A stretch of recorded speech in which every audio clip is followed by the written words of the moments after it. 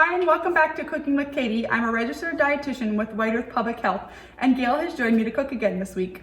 Hi, I'm Gail with White Earth Public Health. This week we will be making a one-pot wonder.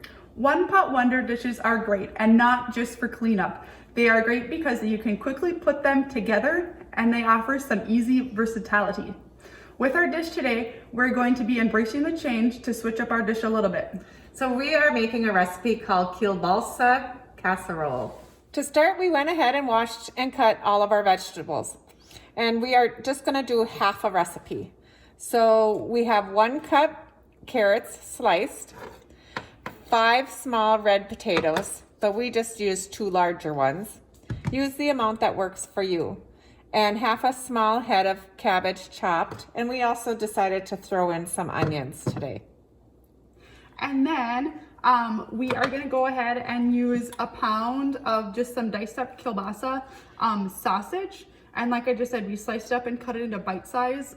That's just how we went with it, but you can certainly make them, bigger, smaller, whatever works. And remember, you can definitely switch out the meat in this, doing some venison sausage, turkey sausage, chicken sausage, anything works. Also, we left out the celery. I'm not a big celery person, so sorry for your celery lovers, but that's another addition you could make to this.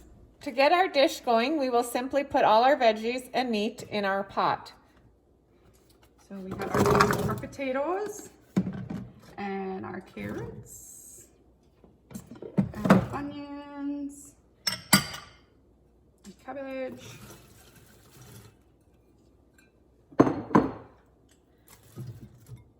Then on top, we will add 5 cups of chicken broth and 1 cube of chicken bouillon. You can hold off on adding the bouillon cube to cut the sodium if you wish. Just taste after it starts cooking to see if you would like to add.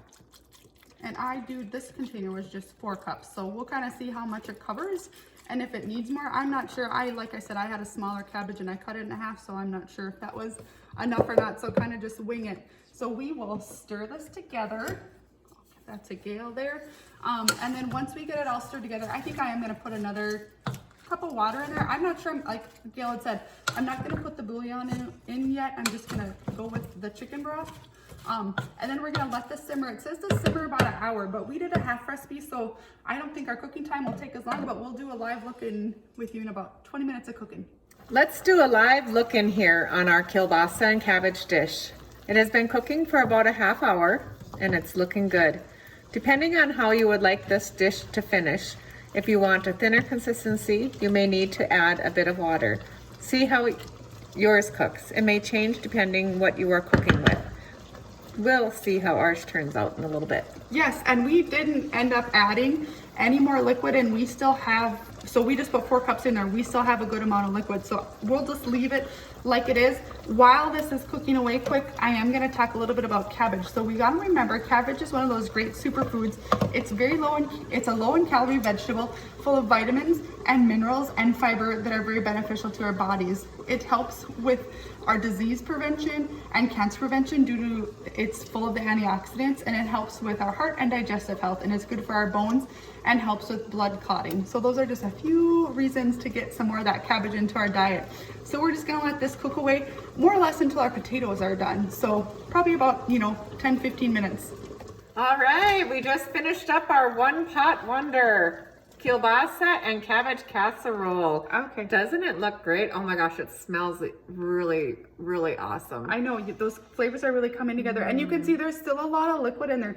So coming more together like a stew, and it might make a difference with the different things that you add, like we said before too. So just remember, we did fresh vegetables today. You can do any canned or frozen vegetables would work too, as well as any choice of meat or broth, just to make it your own. So whatever you're looking for, whatever you're craving, throw it all together, make one big hot pot, and it will be great.